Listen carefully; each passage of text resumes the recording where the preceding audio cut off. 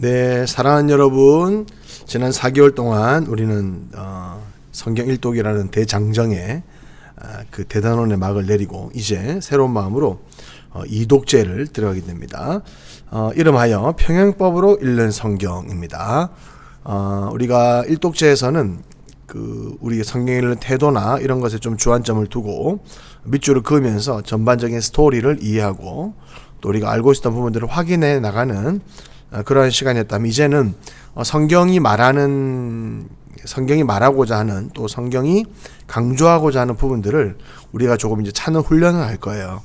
그래서 이게 66권이기 때문에 평행법이 거의 매장 다 있다고 보시면 돼요. 매장 다 있는데, 물론 반복된다고 해서 무조건 중요하거나 무조건 주제다라는 것은 아니지만, 대부분 뭔가를 강조할 때는 이 평행법, 그리고 반복, 수미상관, 교차대꾸 이런 식으로 포인트를 주게 되어 있습니다.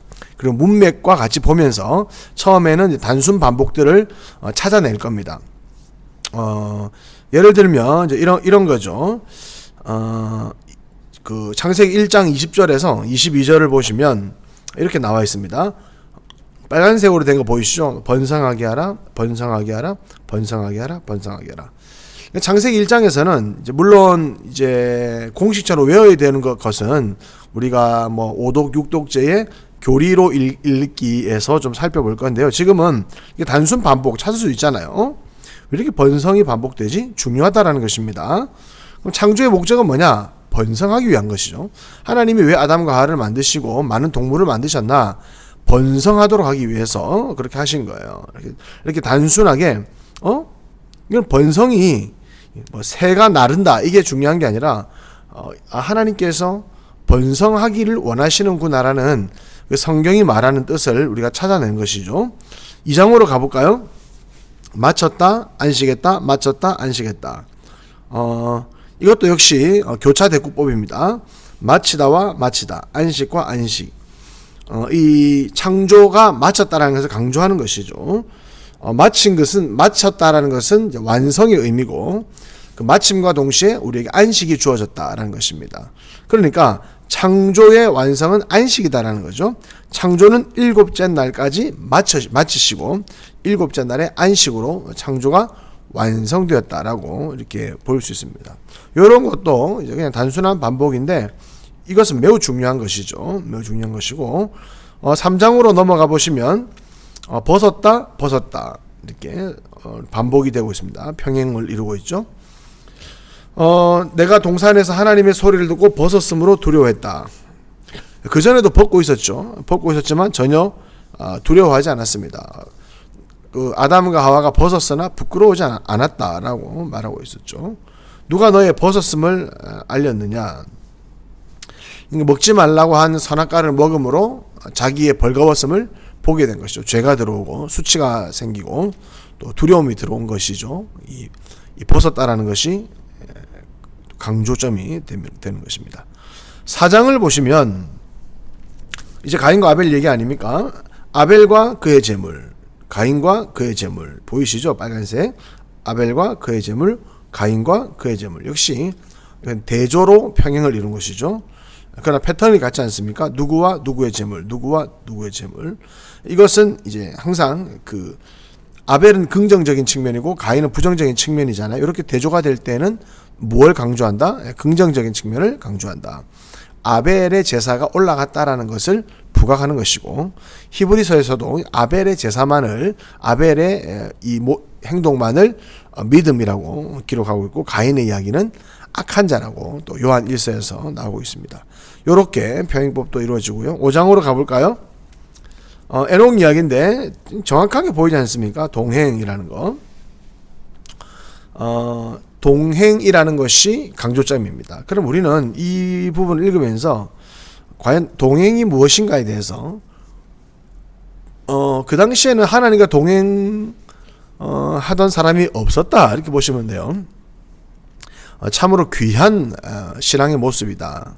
에녹이 하나님과 동행했고 얼마나 하나님이 그것을 기뻐하셨으면 데려가셨을까. 너무나 사랑스러워서 데리고 가셨을까.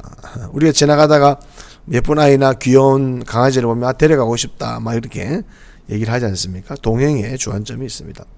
6장으로 넘어가시면 이제 노아 홍수 이제 방주에 대한 이야기가 나오는데 역시 여러분 보이시죠? 보존이라는 단어가 평행을 이루고 있습니다. 지금은 이제 19절, 20절 이렇게 딱 붙어서 이렇게 평행을 이루는 것이 단순 평행인데요. 나중에는 뭐 예를 들어서 5절, 뭐 15절, 그러니까 한 장에서 띄엄띄엄 이렇게 반복되는 것도 찾을 수 있어야 돼요. 그러니까 노아 홍수는 뭐냐? 보존하게 하시려고. 아까 창세기 1장에서 창조의 목적이 번성이라 그랬죠? 근데 여기서도 심판하시면서 보존하시려고 이렇게 생각을 할 수가 있습니다. 이제 뒤에 가면 나와요. 보존. 7장을 볼까요? 쓸어버리시다.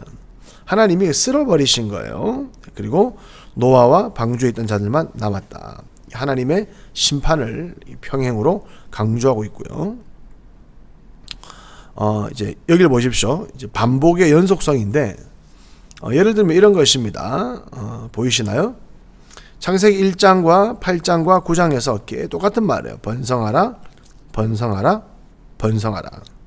그리고 심판을 통해서 보존하시고 정리하면 어떻게 되죠? 창조의 목적은 하나님 백성이 번성하는 것입니다. 하나님 백성이 번성하는 것이죠.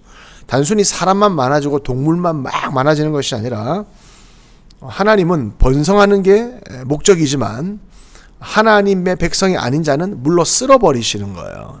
그래서 우리가 창조의 목적은 하나님의 조금 더 디테일하게 언약 백성이 번성하는 것이다. 언약을 맺지 않는 백성은 쓸어버리시는 거예요. 큰 의미가 없습니다. 하나님께는. 그래서 이 번성이라는 의미도 뒤에 와서 조금 더 이제 보완이 되는 것이죠. 그 다음에 10장을 보셔요. 족보로 시작해서 족보로 끝납니다. 첫 절과 마지막 절인데요. 10장은 족보를 강조하고 있다. 계보를 강조하고 있다. 그럼 이 계보가 무슨 의미냐? 여러분 살펴볼 수 있겠죠. 그리고 11장에서 바벨탑 사건인데 보십시오. 흩으셨다. 흩으셨다. 11장의 핵심은 흩으신 거예요. 언어를 혼잡케 하심으로 흩으신 거예요. 왜요? 왜 그럴까요? 뭉쳐 있으니까 엉뚱한 짓을 하거든요. 그래서 흩어버리신 것입니다. 자, 여기까지 여러분 어떻습니까? 이렇게 이제 이런 것들을 계시록까지 저와 함께 이제 찾아 나가고 제가 처음에는 짚어드리다가 나중에 여러분들이 이제 발견하고 그것을 중심으로 이제 그 아까 우리가 나눴던 반복의 연속성 이런 것들이 그러니까 번성하라는 것이 누구한테 얘기냐? 또 아브라함한테 얘기하고 이삭한테 얘기하고 야곱한테 얘기하고 또 여호수아에게 얘기하고 모세에게 얘기하고 계속해서 계시록까지 이 번성이라는 개념이 연속된다. 이런 것을 이제 하나씩 잡아 나가는 거죠. 그럼 이것이 이제 큰 성경 주제들로 연결이 되는 것입니다. 사랑하는 여러분, 1독 참 잘하셨고요. 이제 2독 이제 시작되는데 1일차 한번 제가 체크해 준 걸 중심으로 해서 펜을 드시고 이제 이렇게 반복되는 것들을 이제 여러분 발견하신 것에 체크를 하시고 그 중에서 여러분이 묵상한 한 부분을 이제 찰칵 찍어서 인증샷으로 올려주시면 과제가 이제 이수가 되겠습니다. 이렇게 뭐 쭉쭉 읽어 나가시고요. 쭉쭉 읽어 나가시고 역시 이것도 우리가 성경을 이독을 한다는 의미이기 때문에 이제 숙제를 위한 숙제가 아니라 정말 그 가운데서도 우리가 눈을 부릅뜨고 평행을 찾지만 또 거기서도 묵상이 되고 또 특별히 와닿았던 부분을 이제 사진을 찍어서 올려주셔서 또 거기에 대한 묵상 한 줄 묵상 뭐 한 줄 하는 분 아무도 안 계시지만 어쨌든 그렇게 묵상을 하시면서 같이 은혜를 나누기를 바랍니다. 여러분 1년 3독학교 이제 2독제가 시작되었습니다. 화이팅 하시고요. 2독도 무난하게 할 줄로 믿어요. 가을에 또 3독을 향해서 다 함께 힘차게 달려보도록 하겠습니다. 감사합니다.